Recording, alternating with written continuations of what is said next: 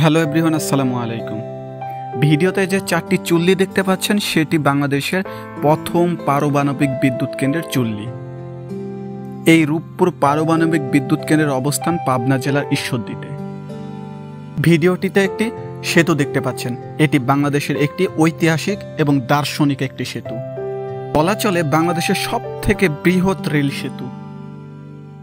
আর এই সেতুর নাম হচ্ছে হার্ডিং ব্রিজ। এই সেতু নির্মাণ করা হয় 1909 সাল থেকে 1915 সালের মধ্যে এবং তৎকালীন ভাইসরয় লর্ড হার্ডিং এর নামকরণ অনুসারে এই ব্রিজের নামকরণ করা হয় হার্ডিং ব্রিজ। যখন ভারত বাংলা অবিভক্ত ছিল তখন আসাম, ত্রিপুরা এবং ললডাঙ্গার সাথে কলকাতার রেল যোগাযোগের জন্য এই হার্ডিং ব্রিজটি নির্মাণ করা হয়। মূলত পদ্মা নদীর উপরে এই ব্রিজটি নির্মাণ করা হয়। সবথেকে মজার বিষয় হচ্ছে এই হার্ডিং ব্রিজটির এক প্রান্তে কুষ্টিয়া আর এক প্রান্তে পাবনা।